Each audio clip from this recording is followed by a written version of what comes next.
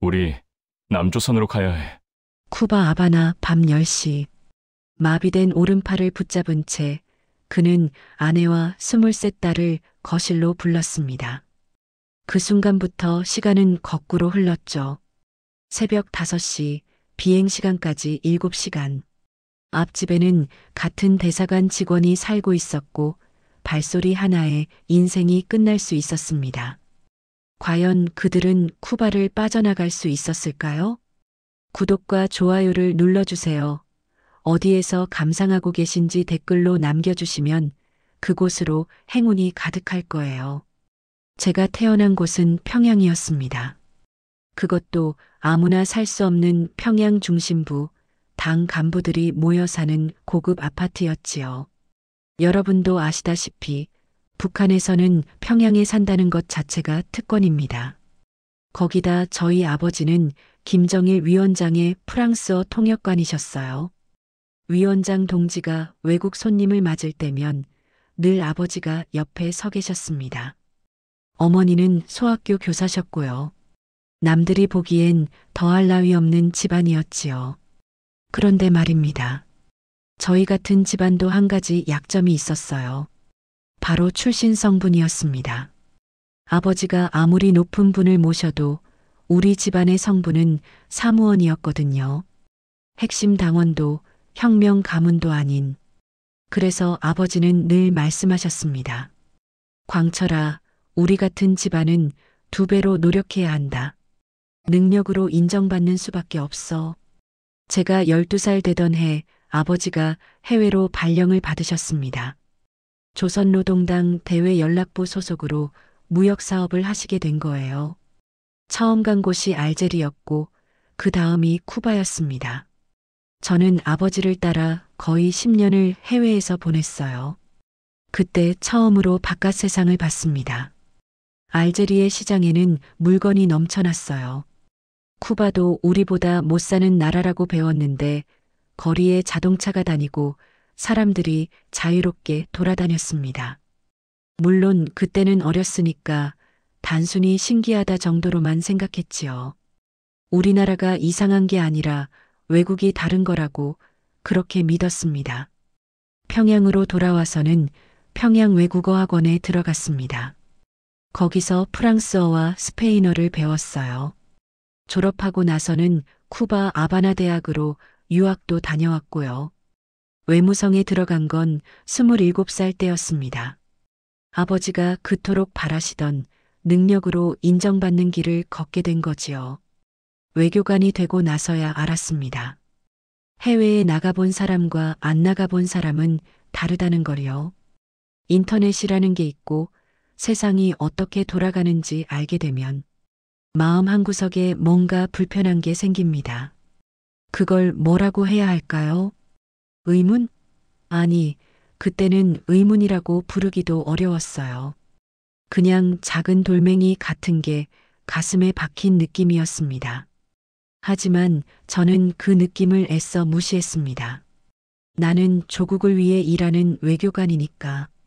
당에서 믿고 맡긴 임무를 수행하는 충성스러운 일꾼이니까.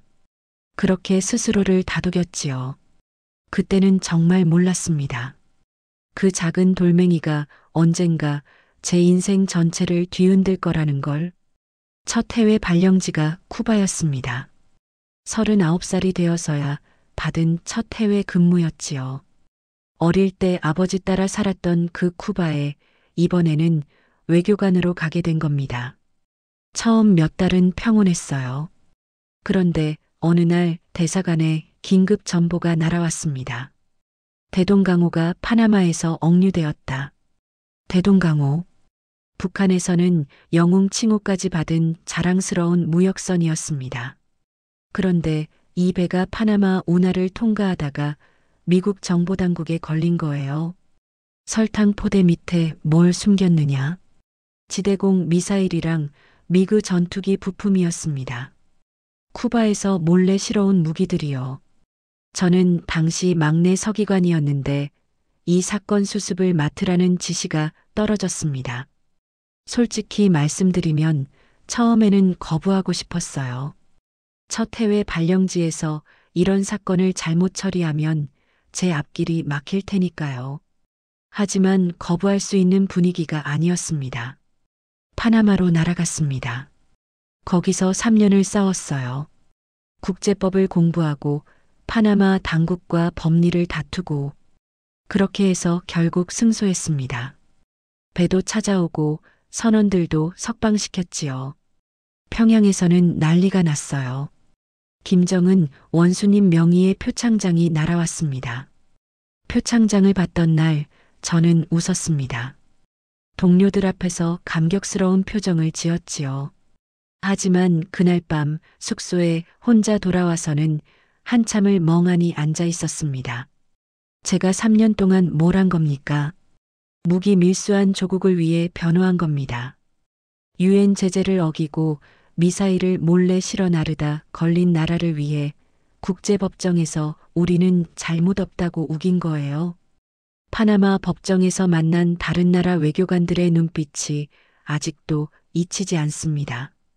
동정도 아니고 경멸도 아닌 그냥 저런 나라도 있구나 하는 눈빛이었어요.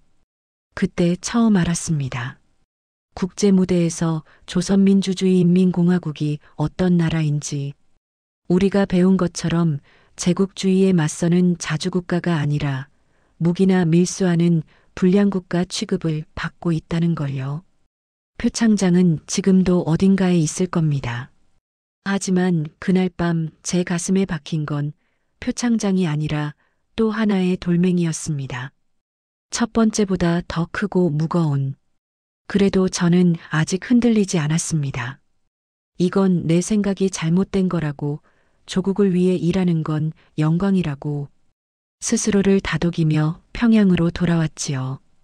그런데 평양에서 기다리고 있던 건 제가 상상도 못한 현실이었습니다. 쿠바에서 돌아와 평양 외무성에서 근무하게 됐습니다. 정책종합국 과장, 그 다음에는 아프리카 아랍 라틴 아메리카국 부국장까지 올라갔어요. 김정은 표창장의 힘이었지요. 겉으로 보기엔 승승장구하는 것 같았습니다. 그런데 여러분, 북한 외무성이 어떤 곳인지 아십니까? 우리는 넥타이 맨 꽃제비라고 불렸습니다. 꽃제비가 뭔지 아시지요? 굶어서 떠도는 아이들이요. 외교관이 왜 꽃제비냐고요?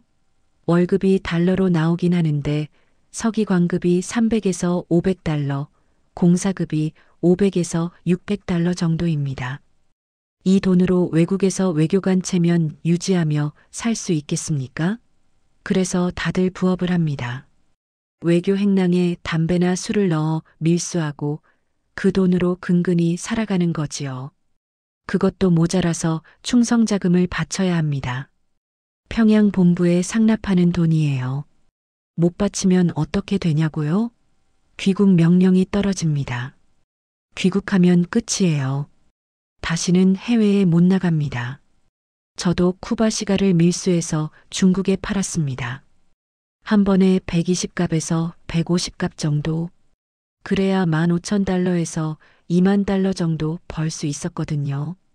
김정은 표창장 받은 외교관이 담배 밀수나 하고 있으니 참 웃기는 일이지요. 그런데 진짜 문제는 따로 있었습니다. 저보다 몇 기수 아래인 후배가 본부 과장으로 있었는데 이 사람이 저한테 앙심을 품었어요. 왜 그랬는지는 지금도 정확히 모릅니다. 아마 제가 표창장 받은 게 배 아팠던 것 같아요. 그 후배가 4년 동안 저를 괴롭혔습니다. 실적 평가에 불이익을 주고 정치적인 누명을 씌우고 심지어 전 세계 북한 대사관에 전보를 보내서 저를 공개적으로 망신줬어요. 억울해도 하소연할 데가 없었습니다. 오히려 담당 부국장한테 찾아가서 사정했더니 뭐라고 하는지 아십니까? 자네, 나한테 뭘 바칠 생각은 없나? 뇌물을 달라는 거예요. 표창장이고 뭐고 소용없었습니다. 그때쯤 무서운 소식이 들려왔습니다. 김성우 부상이 처형됐다는 거예요. 미국 담당 부상이었는데 미국 간첩이라는 혐의였습니다. 공개 처형이었어요. 그리고 박철민 외무상은 비리 혐의로 일가족이 정치범 수용소에 끌려갔다고 했습니다. 외무상까지 그렇게 되는데 저 같은 부국장쯤이야 언제든 당할 수 있다는 뜻이었지요. 밤마다 잠을 설쳤습니다. 언제 내 차례가 올지, 누군가 나를 모함하면 나도 저렇게 끌려가는 건지, 아내 얼굴을 보면서도 이 사람한테 뭐라고 말해야 할지 몰랐어요. 표창장이 무슨 소용입니까? 줄 잘못 서면 하루아침에 끝나는 게 이 나라인데. 다시 쿠바로 발령받았습니다. 두 번째 쿠바 근무였어요. 사실 저는 베네수엘라 대사 자리도 갈 수 있었습니다. 부국장급이면 대사도 할 수 있거든요. 대사라면 월급도 더 받고 체면도 서고 무엇보다 대사 출신이라는 경력이 남는 겁니다. 평양에 돌아가서도 대우가 달라지지요. 그런데 왜 참사로 쿠바에 갔느냐? 딸 때문이었습니다. 대학교 3학년인 딸아이가 있었는데 베네수엘라 대사로 가면 외무성 규정상 자녀를 데려갈 수 없었어요. 대학생 자녀는 평양에 남겨두고 가야 한다는 규정입니다. 왜 그런지 아십니까? 볼모로 잡아두는 겁니다. 외교관이 해외에서 도망치지 못하도록. 저는 그 규정이 싫었습니다. 내 딸을 볼모로 두고 가는 아비가 되기 싫었어요. 쿠바 참사로 가면 가족을 다 데려갈 수 있었습니다. 참사는 대사보다 직급이 낮으니까 그런 규정이 적용 안 됐거든요. 저는 간부들한테 사정사정해서 쿠바로 발령받았지요. 대사 자리를 차버리고 참사로 간다니까 다들 이상하게 쳐다봤습니다. 출세욕이 없는 건가? 머리가 나쁜 건가? 아닙니다. 딸아이 곁에 있고 싶었습니다. 그게 다였어요. 여러분도 자식 키워보셨으니 아시지 않습니까? 자식이란 게 뭡니까? 내 전부지요. 내가 뭘 이루고 뭘 가져도 자식이 잘못되면 다 소용없는 겁니다. 저는 그냥 아비로서 딸 곁에 있고 싶었던 거예요. 쿠바에서의 임무는 명확했습니다. 한국과 쿠바의 수교를 막으라는 거였어요. 쿠바는 우리 혈맹 아닙니까? 김일성 주석님 시절부터 형제국이라고 불렀던 나라입니다. 그런데 한국이 쿠바한테 손을 내밀고 있었거든요. 경제 협력하자고, 수교하자고. 저는 쿠바 정부를 만나서 형제국인 우리를 배신하지 말라고 설득해야 했습니다. 그런데 솔직히 말씀드릴게요. 카드가 없었습니다. 우리가 쿠바한테 뭘 줄 수 있겠어요? 한국은 돈이 있고 기술이 있고 국제사회에서 인정받는 나라인데 우리는 뭐가 있습니까? 구호만 있지요. 제국주의에 맞서 싸우자, 혁명 동지로서 함께하자. 그런 말이 먹히는 시대가 아니었습니다. 쿠바 관리들을 만나면 눈빛으로 알 수 있었어요. 미안하지만 대세는 정해졌다는 눈빛이요. 입으로는 형제국의 입장을 존중한다고 하면서 속으로는 이미 한국 쪽으로 마음이 가 있었습니다. 저는 그걸 알면서도 매일 쿠바 외무성에 찾아가서 배신하지 말라고 읍소해야 했어요. 참 비참했습니다. 그러던 어느 날 몸에 이상이 왔습니다. 목 디스크였어요. 처음에는 목이 좀 뻣뻣하다 싶었는데 점점 심해지더니 오른팔이 마비되기 시작했습니다. 글씨를 쓸 수가 없었어요. 젓가락질도 힘들었습니다. 밤에는 팔이 저려서 잠을 못 잤고요. 쿠바 병원에 가봤습니다. 의료 사정이 엉망이었어요. 장비도 없고 약도 없고 의사가 하는 말이 수술이 필요한데 우리한테는 장비가 없다는 겁니다. 그러면서 멕시코나 미국에 가서 치료받으라고 했어요. 저는 외무성 본부에 요청했습니다. 멕시코에 가서 치료받게 해달라고요. 목 디스크 수술이 필요하다고, 팔이 마비되고 있다고. 답이 왔습니다. 24시간도 안 돼서요. 불어. 단 한마디였습니다. 그런데요, 불과 몇 주 전에 다른 외교관은 같은 요청을 허가받았거든요. 그 사람은 위장병으로 멕시코 치료를 허가받았어요. 저보다 증상이 가벼운데도.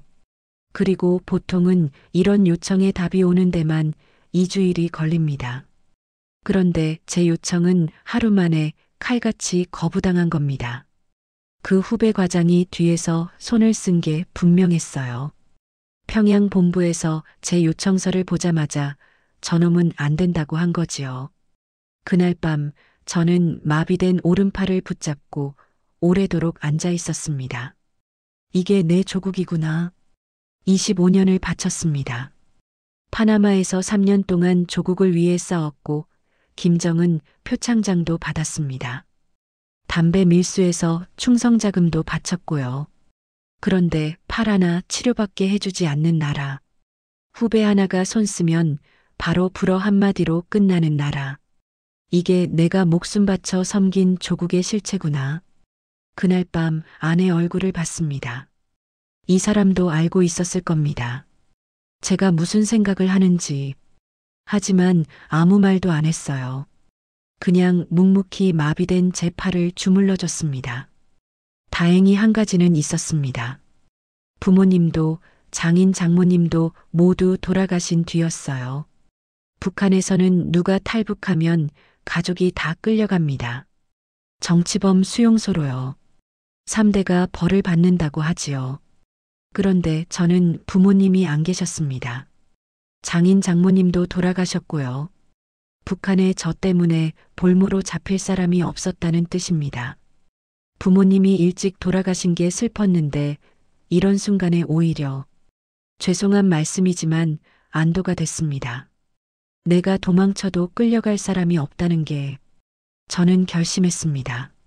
나는 이미 50이 넘었으니 이대로 살다 죽으면 그만이다. 어차피 팔도 망가졌고 앞길도 막혔고 하지만 내 딸만큼은 그 아이만큼은 나처럼 살게 할 수 없다. 해외에서 우유도 마시고 고기도 먹고 자란 아이입니다. 피부도 희고 키도 크지요. 이 아이를 평양에 데려가면 뭐가 되겠습니까? 배급도 안 나오는 나라에서 언제 끌려갈지 모르는 공포 속에서 살아야 하는 겁니다. 안 됩니다. 그건 안 돼요. 여권이 문제였습니다. 북한 외교관은 여권을 본인이 가지고 있지 못해요. 대사관에 맡겨놔야 합니다. 도망 못 가게.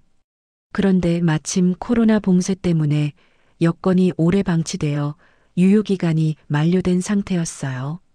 저는 새 여권을 신청했습니다. 그리고 일부러 수령을 미뤘어요. 바빠서 못 가겠다. 다음 주에 가겠다 하면서요. 여권이 제 손에 들어오는 순간 바로 떠날 생각이었거든요. 그리고 몰래 비행기표를 예매해뒀습니다. 새벽 5시 베네수엘라행. 아무한테도 말하지 않았습니다. 아내한테도 딸한테도. 알면 표정에 나올 테니까요. 주변 사람들이 눈치채면 끝입니다. 이제 남은 건 하나였습니다. 그날이 오면 아내와 딸한테 말하는 것. 과연 따라와 줄까? 반대하면 어떡하지? 신고하면? 아닙니다. 내 아내는 그런 사람이 아닙니다. 내 딸도. 저는 믿었습니다. 우리 가족을. 그날이 왔습니다. 아침부터 심장이 이상하게 뛰었어요. 오늘이다. 오늘 해야 한다. 하지만 겉으로는 아무렇지 않은 척해야 했습니다. 대사관에 출근해서 평소처럼 일하고 평소처럼 점심 먹고 평소처럼 동료들한테 인사했어요. 내일 봅시다. 그 말이 입에서 안 떨어지더라고요. 내일은 없는데. 이 사람들을 다시는 안 볼 텐데. 저녁 때 대사관에서 새 여권을 받았습니다. 일부러 미뤄왔던 수령을 더는 미룰 수 없었거든요. 담당자가 여권을 건네주면서 왜 이제야 찾아가시냐고 투덜거렸어요. 저는 웃으면서 바빴다고만 했습니다. 여권을 받아들고 숙소로 돌아오는 길 심장이 터질 것 같았습니다. 손이 떨려서 여권을 떨어뜨릴 뻔했어요. 주머니에 넣고 또 넣고 혹시 빠질까봐 몇 번이나 확인했습니다. 숙소에 도착하니 저녁 8시였어요. 아내가 밥을 차려놓고 기다리고 있었습니다. 딸아이는 방에서 책을 읽고 있었고요. 평범한 저녁이었습니다.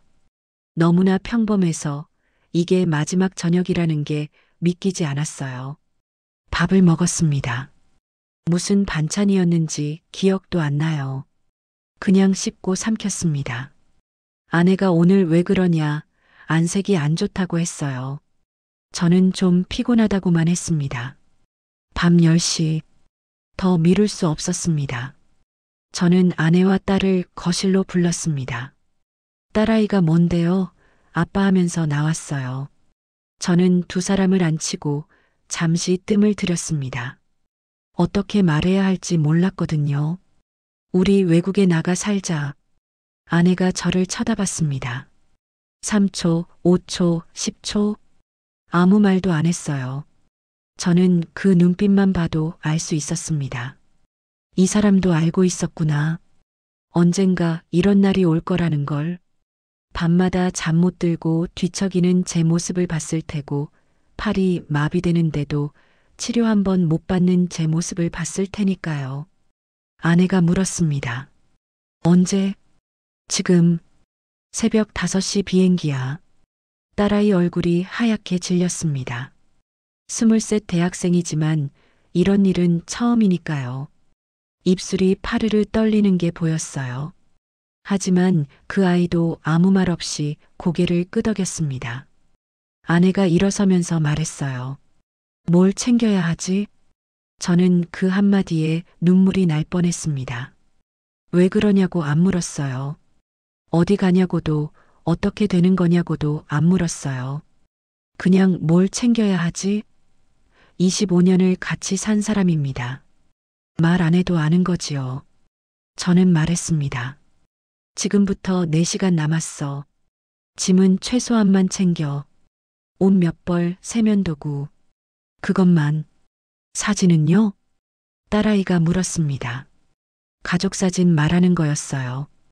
평양에서 찍은 사진, 어릴 때 사진들. 안 돼. 들키면 끝이야. 딸아이 눈에 눈물이 고였습니다. 하지만 울지는 않았어요. 그 아이도 알았던 겁니다. 지금 울 때가 아니라는 걸. 그때부터 시간이 다르게 흘렀습니다. 1분이 1초 같기도 하고 1초가 1시간 같기도 했어요.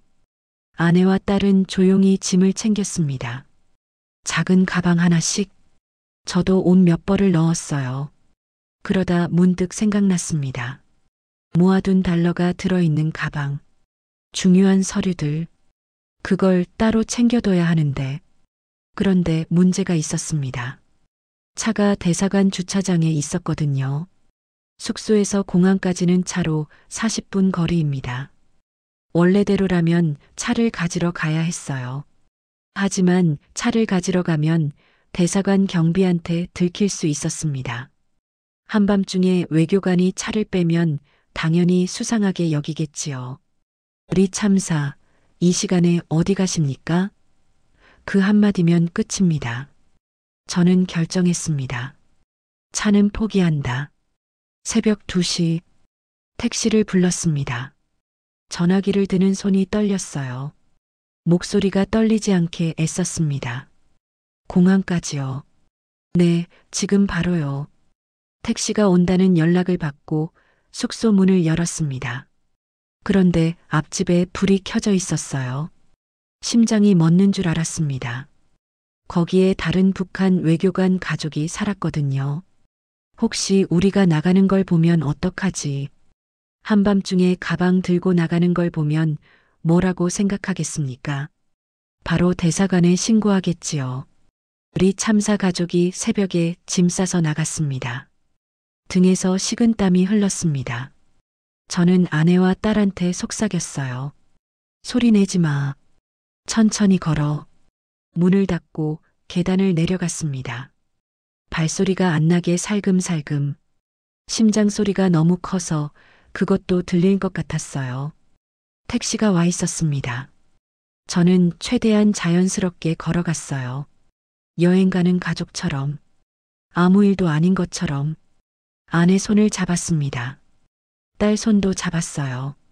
셋이서 손을 꼭 잡고 택시에 올랐습니다. 문이 닫히는 순간 숨을 내쉬었습니다. 하지만 아직 끝이 아니었어요. 공항까지 가는 길이 그렇게 길었습니다. 택시 기사가 뭔가 물어봤는데 뭐라고 대답했는지 기억도 안 나요. 스페인어였는데 그냥 웃으면서 고개만 끄덕였던 것 같습니다. 네, 네, 맞아요. 이런 식으로. 창밖을 봤습니다. 쿠바의 밤거리가 지나갔어요. 여기서 몇 년을 살았는데 이제 다시는 못 보겠구나. 그런 생각이 들었습니다. 공항에 도착한 건 새벽 3시쯤이었어요. 그런데 택시에서 내리고 나서야 깨달았습니다. 가방을 안 가져왔어요. 모아둔 달러, 중요한 서류들 다 들어있는 가방을 숙소에서 따로 챙겨놓고 급하게 나오느라 그냥 두고 온 겁니다. 아내 얼굴이 하얘졌어요. 어떡해요, 그 돈. 저는 이를 악물었습니다. 됐어. 어쩔 수 없어. 되돌아갈 수 없었습니다. 시간이 없었어요. 지금 돌아가면 비행기를 놓칩니다. 그리고 혹시 앞집 사람이 깨서 우리가 돌아온 걸 보기라도 하면 끝입니다. 돈은 포기했습니다. 목숨보다 중요한 건 없으니까요. 체크인을 했습니다. 손이 떨려서 여권을 내미는 것도 힘들었어요. 직원이 여권을 보더니 잠깐 멈칫했습니다. 북한 여권이 흔치 않으니까요. 저는 웃으면서 휴가입니다라고 했어요. 직원이 고개를 끄덕이고 탑승권을 줬습니다. 출국 심사. 또 여권을 내밀었습니다. 심사관이 제 얼굴과 여권 사진을 번갈아 봤어요. 5초, 10초, 영원처럼 느껴졌습니다. 감사합니다. 좋은 여행 되세요. 통과. 저는 고개를 숙여 인사하고 걸어갔습니다. 뒤돌아보지 않았어요. 뒤돌아보면 다리가 풀릴 것 같았거든요. 탑승구 앞에 앉았습니다. 아내와 딸도 양옆에 앉았어요. 우리는 아무 말도 안 했습니다. 손만 잡고 있었어요. 비행기가 뜨기만을 기다렸습니다. 30분, 20분, 10분. 제발 아무 일도 일어나지 마라. 혹시 대사관에서 알아채면 어떡하지? 공항에 연락해서 우리를 막으면? 쿠바 경찰이 오면? 5분, 3분. 탑승 안내 방송이 나왔습니다. 저는 일어섰어요. 아내와 딸도 일어났습니다. 비행기에 올랐습니다. 좌석에 앉았습니다. 안전벨트를 맸어요. 아직 끝이 아니야. 비행기가 뜨기 전까지는. 엔진 소리가 커졌습니다. 비행기가 움직이기 시작했어요. 활주로를 달리기 시작했습니다. 점점 빨라졌습니다. 더 빨라졌습니다. 그리고 바퀴가 땅에서 떨어지는 순간 아내가 제 손을 꽉 쥐었어요. 우리는 아무 말도 하지 않았습니다. 그냥 서로 손만 잡고 있었어요. 딸아이는 창밖을 보고 있었습니다. 눈물이 흐르고 있었어요. 소리 없이 쿠바 땅이 점점 작아지는 걸 내려다봤습니다. 거기서 몇 년을 살았는데 그 집, 그 거리, 그 사람들 이제 다시는 못 봅니다. 저는 속으로 생각했습니다. 미안하다. 두고 온 것들아. 미안하다. 그리고 동시에 이런 생각도 했어요. 이제 시작이다. 진짜 위험한 건 이제부터야. 베네수엘라에 도착해서 다른 비행기로 갈아타야 했습니다. 거기서 제3국으로. 그리고 거기서 한국 대사관을 찾아야 해요. 그 과정에서 뭔 일이 생길지 모릅니다. 하지만 일단은 쿠바를 떠났습니다. 첫 번째 고비는 넘겼어요. 저는 눈을 감았습니다. 너무 지쳐서 베네수엘라에 도착했습니다. 비행기에서 내리는데 다리가 후들거렸어요. 잠을 못 잤으니까요. 쿠바에서 베네수엘라까지 몇 시간을 날아오는 동안 눈을 감아도 잠이 안 왔습니다. 옆자리에서 아내가 제 손을 잡고 있었는데 그 손도 떨리고 있었어요. 비행기 안에서 계속 생각했습니다. 혹시 쿠바 대사관에서 연락이 갔으면 어떡하지? 아침에 출근 안 하면 이상하게 여기겠지. 숙소에 찾아가면 우리가 없잖아. 그러면 바로 알아채겠지. 공항에 확인하면 새벽 비행기 탄 거 나오고. 그러면 베네수엘라에 연락해서 머리가 터질 것 같았어요. 다행히 베네수엘라에서는 아무 일도 없었습니다. 환승 수속을 하고 대기실에서 몇 시간을 기다렸어요.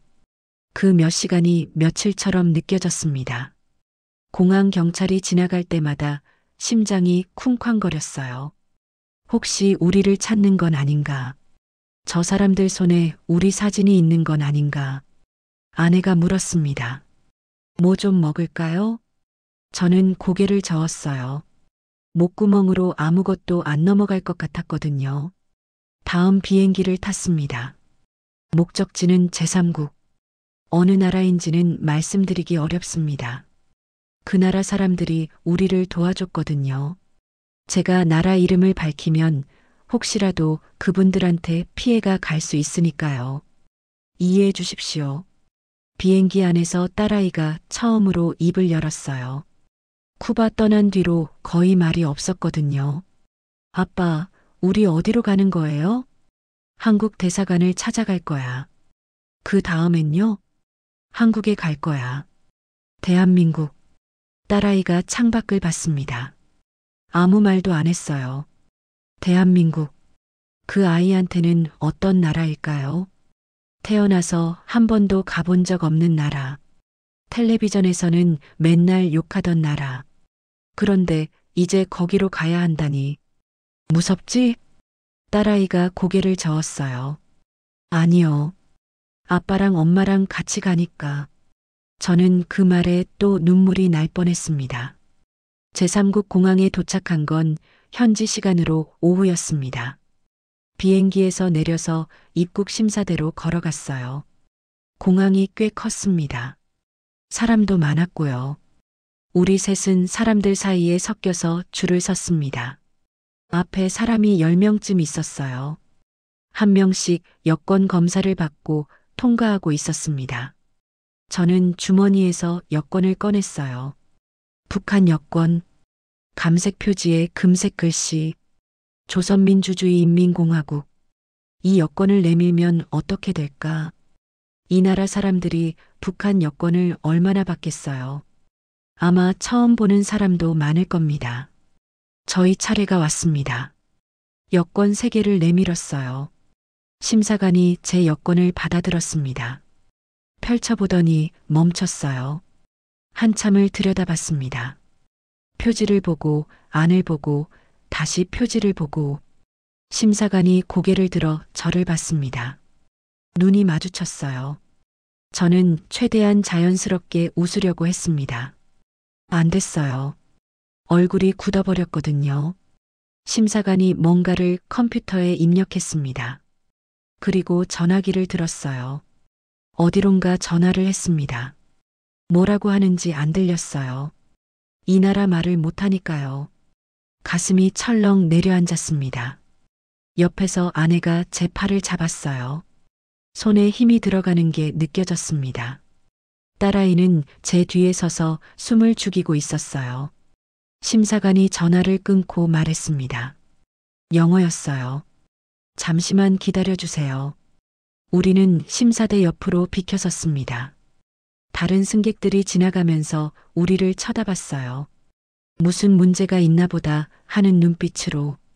저는 고개를 숙였습니다. 5분, 10분, 땀이 등을 타고 흘렀어요. 셔츠가 축축해졌습니다. 그리고 경찰이 왔습니다.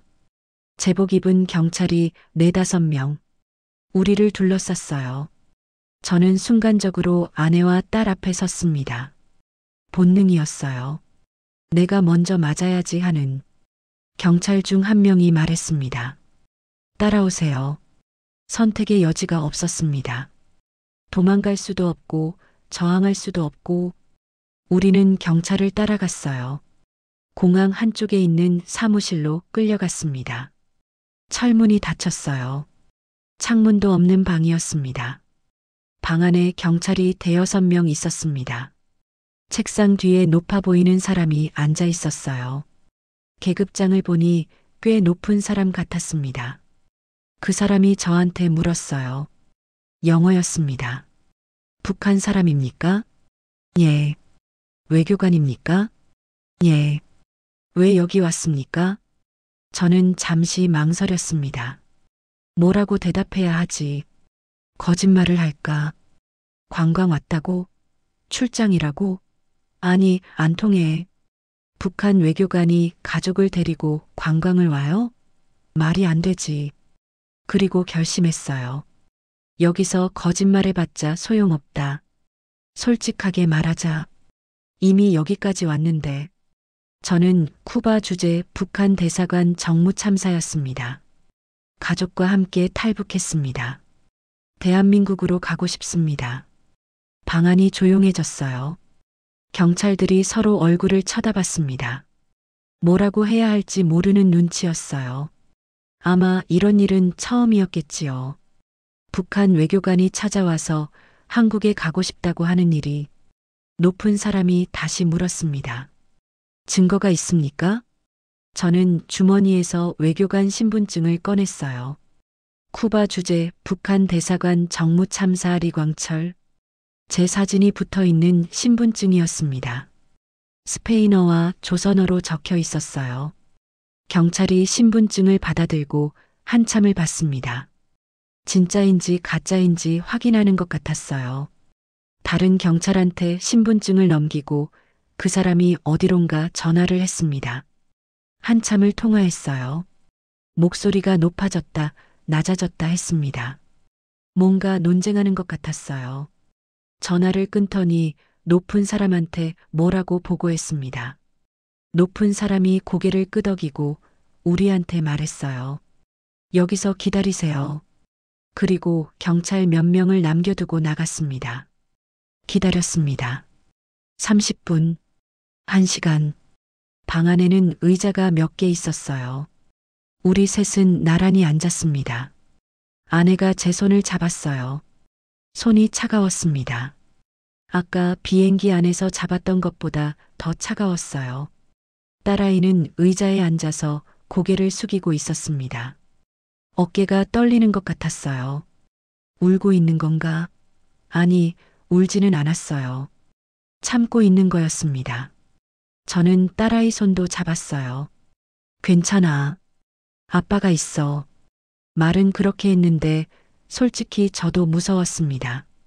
만약 이 나라가 우리를 북한으로 돌려보내면 그런 나라가 있거든요. 중국만 해도 그래요. 탈북자를 잡으면 북한으로 강제 송환합니다. 돌려보내면 어떻게 되는지 아십니까? 정치범 수용소입니다. 온 가족이 거기 가면 살아서 나올 수 없어요. 이 나라는 어떨까? 북한이랑 친한 나라인가? 아닌가? 중국 편인가? 미국 편인가? 모르겠어요. 도박이었습니다. 어디로 가야 하는지도 제대로 모르고 뛰어든 거예요. 한국 대사관이 있다는 것만 알고 연락이 될지 도와줄지 아무것도 모르고 아내가 작게 말했어요. 기도해요. 하나님한테. 저희 가족은 종교가 없었습니다. 북한에서 종교를 가지면 잡혀가거든요. 하지만 그 순간 저도 기도했어요. 누구한테 하는지도 모르고 그냥 간절하게 제발, 제발 우리 가족 살려주세요. 2시간이 지났습니다. 문이 열렸어요.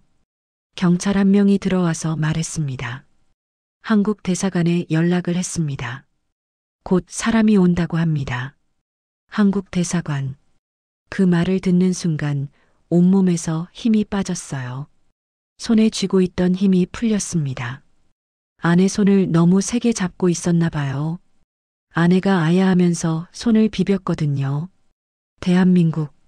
연락이 됐구나. 하지만 아직 안심할 수 없었습니다.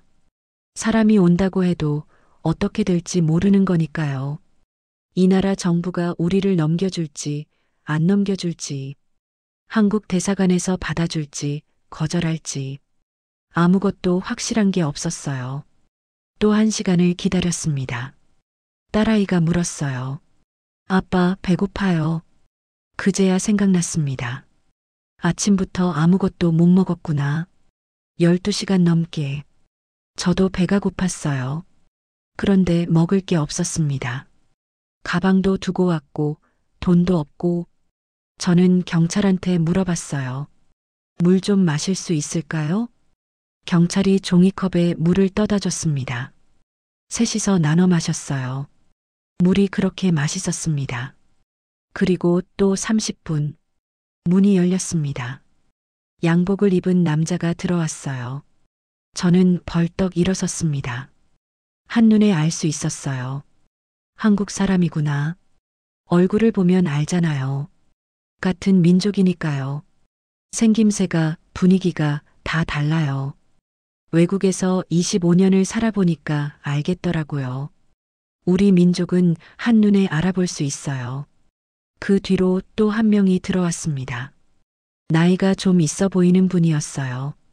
양복을 깔끔하게 차려입고 표정이 단호했습니다.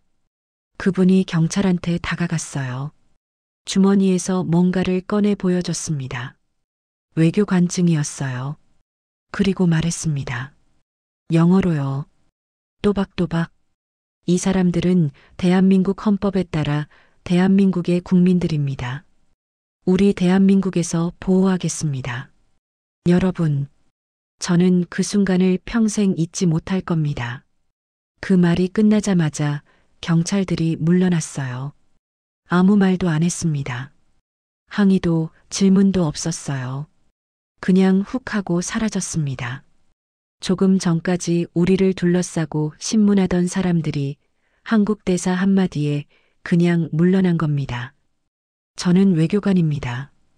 25년을 외교 일선에서 일했어요. 국제 무대에서 국력이 뭔지 압니다. 말이 아니라 힘이에요. 상대방을 움직일 수 있는 힘. 그 힘은 경제력에서 나오고 군사력에서 나오고 국제사회에서의 신뢰에서 나옵니다.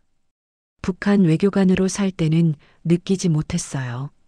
우리나라가 얼마나 약한지, 국제사회에서 얼마나 무시당하는지, 우리가 뭐라고 해도 아무도 안 들어요. 제재만 당하지. 그런데 한국 대사가 나타나니까 한마디에 경찰이 물러나는 겁니다. 이 사람들은 대한민국의 국민입니다. 그 한마디, 저는 그 순간 정말로 뭐라고 해야 할까요?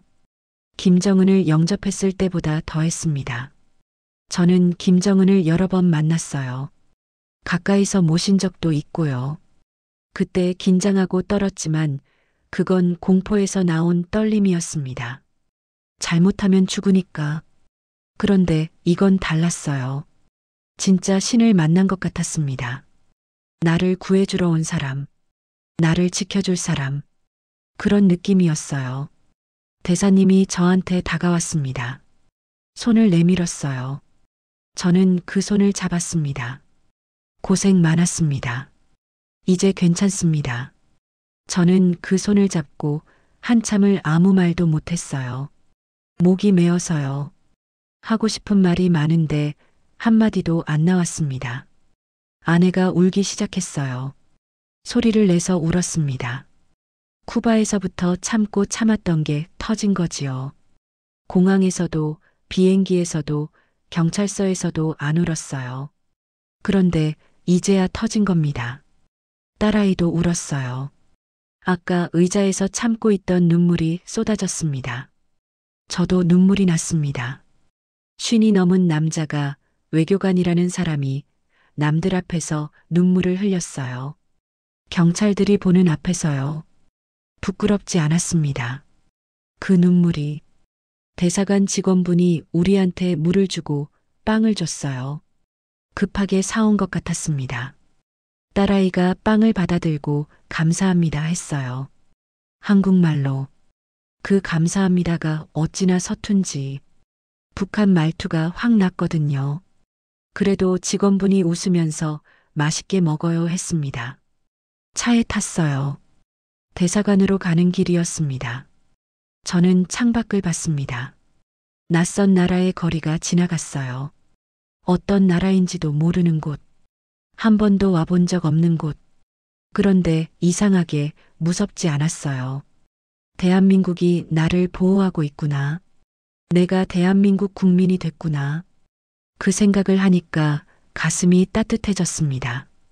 창밖에 햇살이 비치고 있었어요.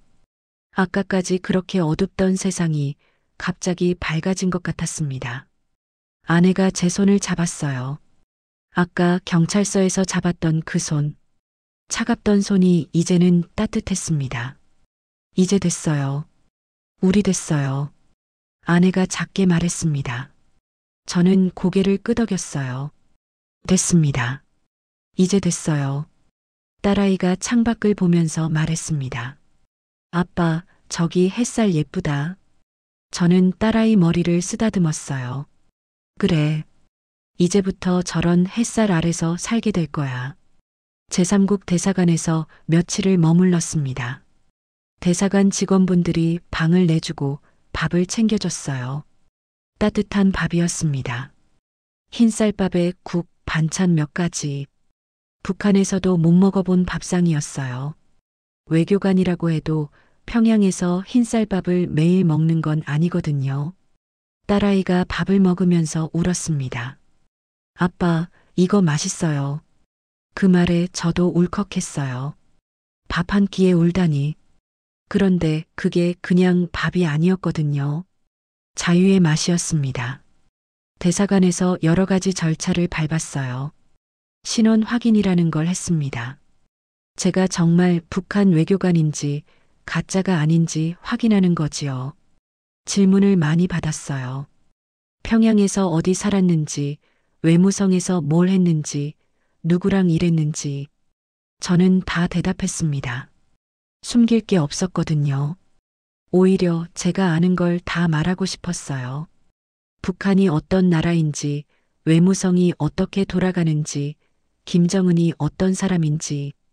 며칠 뒤 비행기를 탔습니다. 한국으로 가는 비행기. 이번에는 무섭지 않았어요. 대한민국 여권은 아니었지만 대한민국 정부가 우리를 데려가는 거였으니까요. 비행기 안에서 아내가 물었습니다. 한국 가면 어떻게 되는 거예요? 하나원이라는 데 간대. 거기서 적응 교육을 받는다고. 얼마나요? 석 달인가. 그랬던 것 같아. 솔직히 저도 잘 몰랐어요. 탈북자들이 한국에 가면 하나원에 간다는 건 알았는데 거기서 뭘 하는지는 몰랐거든요. 쿠바에서 인터넷으로 몰래 찾아본 게 전부였습니다. 비행기가 인천공항에 내렸습니다. 창밖을 봤어요. 공항이 어찌나 크던지. 쿠바 공항하고는 비교가 안 됐습니다. 건물이 번쩍번쩍 빛나고 비행기가 수십 대씩 서 있고 이게 한국이구나. 비행기에서 내리자마자 사람들이 마중 나와 있었어요. 정부 관계자들이었습니다. 우리를 차에 태워서 어디론가 데려갔어요. 처음 며칠은 정신이 없었습니다. 조사를 받았어요. 국가정보원에서 나온 분들이 질문을 했습니다. 대사관에서 받은 것보다 더 자세한 질문이었어요. 북한 외무성 조직도, 간부들 이름, 대사관 운영 방식, 김정은 만났을 때 이야기. 저는 성실하게 대답했습니다. 이 사람들이 나를 의심하는 게 아니라 확인하는 거라는 걸 알았으니까요. 북한에서 넘어온 사람을 그냥 믿을 수는 없잖아요. 혹시 간첩일 수도 있고. 조사가 끝나고 하나원에 들어갔습니다. 경기도 안성에 있는 시설이었어요. 담장이 높고 경비가 삼엄했습니다. 처음에는 여기도 수용소인가 싶었어요. 북한에서 수용소라고 하면 다 그런 식이거든요. 담장 높고 못 나가고. 그런데 안에 들어가 보니까 달랐습니다. 방이 깨끗하고 침대가 있고 화장실이 따로 있었어요. 밥도 잘 나왔습니다. 무엇보다 사람들이 친절했어요. 어서 오세요. 고생 많으셨죠? 처음 들은 인사였습니다. 북한에서는 그런 말 안 해요. 수고했다는 말은 있어도 고생 많으셨죠? 라는 말은 없거든요. 그게 뭐가 다르냐고요? 달라요. 수고했다는 위에서 아래로 하는 말이고 고생 많으셨죠? 는 마음을 헤아려주는 말이에요. 하나원에서 석 달을 보냈습니다. 한국 사회 적응 교육이라는 걸 받았어요. 한국 역사, 경제, 문화, 법률. 배울 게 많았습니다. 저는 외교관 출신이라 세상 물정을 좀 안다고 생각했는데 그게 아니더라고요. 제일 충격받은 게 뭔지 아십니까? 24시간 편의점이요. 하나원에서 외출 교육을 받을 때 처음 가봤어요. 밤 11시에 편의점에 들어갔는데 불이 환하게 켜져 있고 물건이 가득 있었습니다. 라면, 과자, 음료수, 도시락. 없는 게 없었어요. 이게 밤새 열려 있어요? 네, 24시간이요. 왜요? 직원분이 웃으면서 말했어요. 손님들이 밤에도 오시니까요. 저는 한참을 서서 물건들을 구경했습니다. 북한에서는 상상도 못할 일이었거든요. 평양에도 상점이 있지만 밤에는 문 닫아요. 전기가 없어서, 그리고 물건도 별로 없고, 있어도 돈이 없어서 못 사고. 그런데 여기는 밤에도 환하고 물건이 넘쳐나고 아무나 와서 살 수 있어요. 돈만 있으면. 아, 돈. 그것도 신기했어요. 카드라는 걸로 계산하더라고요. 종이돈을 안 내고 카드를 기계에 대면 끝이에요. 처음에는 그게 사기 아닌가 싶었습니다. 돈도 안 내고 물건을 가져가다니. 마트에 갔을 때는 더 놀랐어요. 물건이 산더미처럼 쌓여 있었습니다. 쌀, 고기, 생선, 채소, 과일. 북한에서는 배급 타러 새벽부터 줄 서야 하는 것들이 여기서는 그냥 쌓여 있었어요. 아무도 안 가져가고 저는 아내한테 물었어요. 왜 아무도 안 가져가지? 아내가 웃었습니다. 돈 내고 사야지요. 그건 아는데 저렇게 쌓아놓으면 누가 훔쳐가지 않아? 여기는 그런 나라가 아닌가 봐요. 그랬습니다.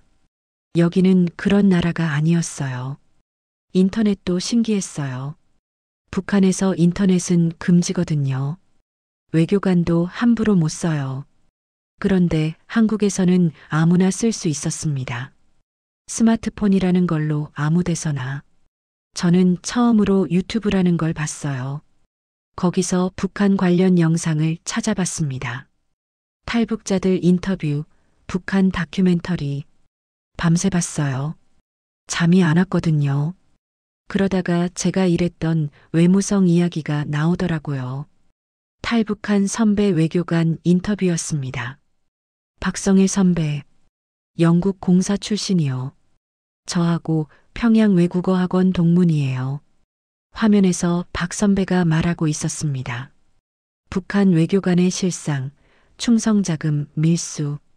제가 겪은 것들이었어요. 남의 이야기가 아니었습니다. 나중에 박 선배를 만났어요. 하나원 수료하고 나서 선배가 저를 보더니 손을 잡았습니다. 광철이 참 잘 왔어. 대한민국 정말 살기 좋은 나라야. 선배님도 고생 많으셨지요. 나야 뭐. 너도 이제 새 출발이다. 힘내. 선배가 저한테 이것저것 알려줬어요. 한국에서 어떻게 살아야 하는지, 뭘 조심해야 하는지, 어디서 도움을 받을 수 있는지 같은 길을 먼저 걸어간 사람이니까요. 그 조언이 얼마나 고마웠는지 모릅니다. 딸아이는 저보다 빨리 적응했어요. 젊으니까요. 한국말도 금방 배웠습니다. 북한 말투가 좀 남아있긴 한데 한국 친구들이 귀엽다고 하더라고요. 처음에는 놀림받는 줄 알았는데 진짜 귀엽다는 거였어요. 아내는 처음에 힘들어했습니다. 모든 게 낯설고 사람들이 무섭다고 했어요. 북한에서는 모르는 사람한테 말 걸면 안 되거든요. 신고당할 수 있으니까. 그런데 한국에서는 모르는 사람이 먼저 말을 걸어요. 어디 가세요? 날씨 좋네요. 그게 처음에는 무서웠대요. 그래도 시간이 지나니까 괜찮아졌습니다. 아내도 웃는 날이 많아졌어요. 하나원 수료식 날 저는 생각했습니다. 이제 진짜 시작이구나. 대한민국 국민으로서 첫 발을 내딛는 거였습니다. 두렵기도 하고 설레기도 했어요. 쉰이 넘어서 새 인생을 시작하는 게 쉽지는 않겠지만 그래도 괜찮았습니다. 여기는 기회가 있는 나라니까요. 한국에 온 지 벌써 시간이 꽤 흘렀습니다. 지금 저는 연구원에서 일하고 있어요. 북한 문제를 연구하는 곳입니다. 제가 25년 동안 북한 외교관으로 살면서 보고 들은 것들, 그걸 정리해서 알리는 일을 하고 있지요. 방송에도 나가고 신문 인터뷰도 하고 강연도 합니다.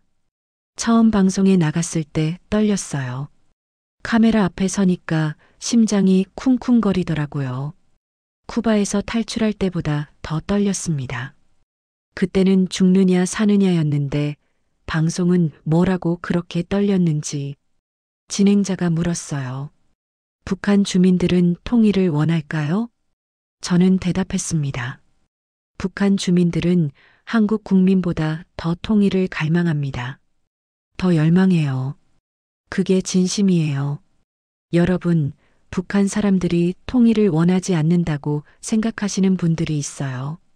김정은이 남조선은 적이라고 하니까 북한 주민들도 그렇게 생각할 거라고. 아닙니다. 전혀요. 북한 주민들은 알아요. 나만이 잘 산다는 걸. 한류가 들어오거든요. 아무리 막아도 들어와요. 드라마, 영화, 노래. 그걸 보면서 사람들이 생각합니다. 저기는 저렇게 사는구나. 우리는 왜 이렇게 사나? 그리고 생각하지요. 통일되면 우리도 저렇게 살 수 있을까? 저도 그랬어요. 쿠바에서 몰래 한국 뉴스를 찾아볼 때 생각했습니다. 저 나라가 같은 민족이 사는 나라라고?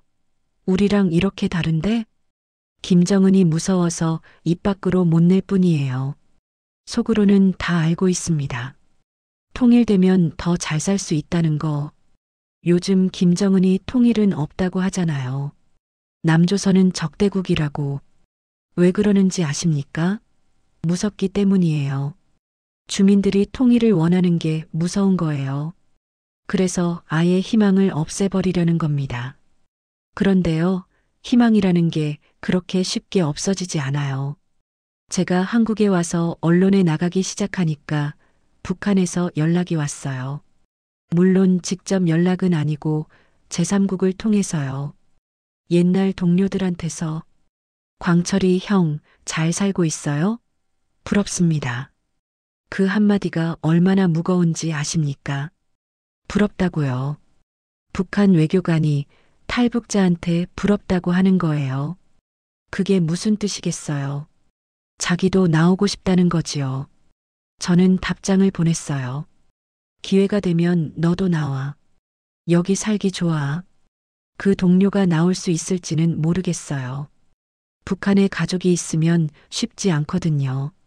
자기 혼자 나오면 가족이 끌려가니까. 저는 부모님이 안 계셔서 나올 수 있었지만 다들 그런 건 아니잖아요. 그래서 마음이 아파요. 나올 수 있는 사람만 나오고 나머지는 거기 갇혀 있어야 하니까. 가끔 밤에 잠이 안 올 때가 있어요. 북한에 두고 온 것들이 생각나거든요. 사람들이요. 같이 일했던 동료들, 학교 동창들, 이웃들. 그 사람들이 지금 어떻게 살고 있을까? 제가 탈북한 뒤로 쿠바 대사관에서 난리가 났을 거예요. 장명국 대사가 평양에 소환됐다는 이야기를 들었습니다. 제 탈북 책임을 물은 거지요. 그분 잘못이 아닌데 저 때문에 그분이 고생하셨을 생각을 하면 죄송한 마음이 들어요. 그리고 외무성 동료들, 저랑 같이 일했던 사람들은 다 조사받았을 겁니다. 리광철이랑 무슨 이야기 했냐? 수상한 거 못 봤냐? 그런 질문 받으면서 고생했겠지요. 혹시 저 때문에 처벌받은 사람이 있을까봐 그게 걱정이에요. 미안합니다. 그 사람들한테. 하지만 후회하지는 않아요. 제가 안 나왔으면 딸아이도 거기서 평생 살아야 했을 테니까요. 아버지로서 딸한테 자유를 선물한 거라고 생각합니다. 딸아이는 지금 잘 지내고 있어요. 한국 대학교에 편입해서 공부하고 있습니다. 한국 친구들도 많이 사귀었고요. 가끔 친구들 데려와서 집에서 밥 먹고 가요. 그럴 때 아내가 음식 차려주면서 얼마나 좋아하는지 모릅니다. 딸아이가 한 번은 그러더라고요. 아빠, 여기 와서 제일 좋은 게 뭔지 알아요? 뭔데? 꿈을 꿀 수 있다는 거요. 북한에서는 꿈을 못 꿔요. 뭘 하고 싶다, 뭐가 되고 싶다, 그런 거 없어요. 당에서 시키는 대로 하는 거지요. 대학도 당에서 배치해주고, 직장도 당에서 배치해주고, 본인 의지가 없어요. 그런데 여기서는 꿈을 꿀 수 있대요.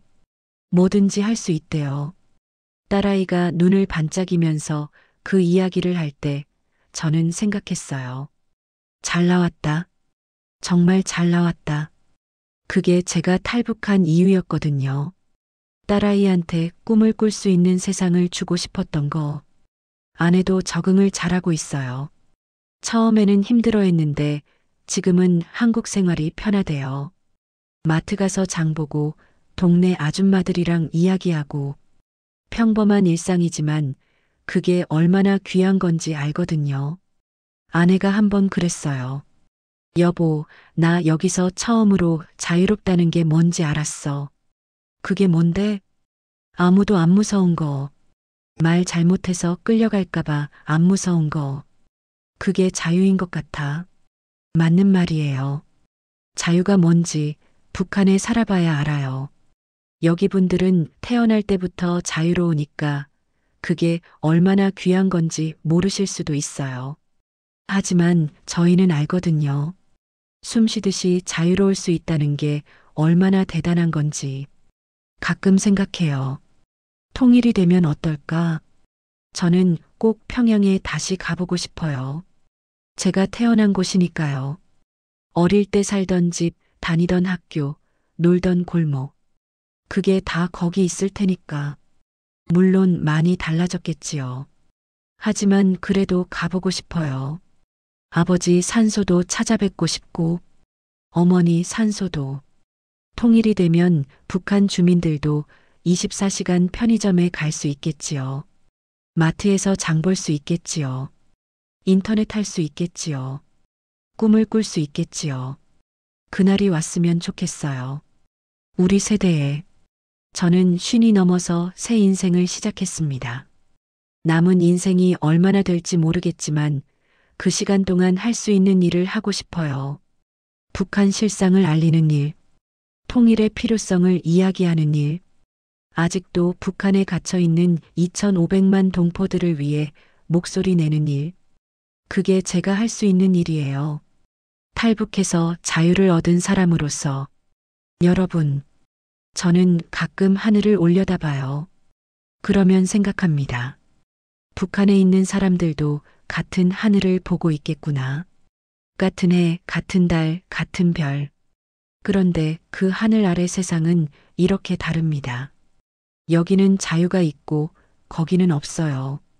여기는 꿈을 꿀 수 있고 거기는 못 꿔요. 여기는 밤에도 불이 환한데 거기는 깜깜해요. 같은 민족인데, 같은 말 쓰는데, 같은 하늘 아래 사는데, 이게 말이 됩니까? 저는 통일을 이야기할 때 거창한 말 안 해요. 정치적인 이야기, 경제적인 이야기, 그런 거 복잡하잖아요. 저는 그냥 이렇게 말합니다. 같은 하늘 아래, 같은 세상에서 살았으면 좋겠습니다. 북녘의 아이들도 꿈을 꿀 수 있는 세상, 북녘의 부모들도 자식 걱정 안 하는 세상, 북녘의 노인들도 배불리 먹을 수 있는 세상, 그런 세상이 왔으면 좋겠어요. 우리 세대에, 아니, 늦어도 우리 자식 세대에는 제가 탈북한 이야기를 들어주셔서 감사합니다. 김정은 표창장 받은 외교관이 왜 목숨 걸고 도망쳤는지 이제 아시겠지요? 자유 때문이에요. 가족 때문이에요. 그리고 희망 때문이에요. 여러분도 그 자유의 소중함을 잊지 말아주세요. 그리고 북한에 있는 동포들을 기억해 주세요. 그들도 우리와 같은 하늘 아래 살고 있습니다. 언젠가 같은 세상에서 만날 날을 기다리면서 감사합니다.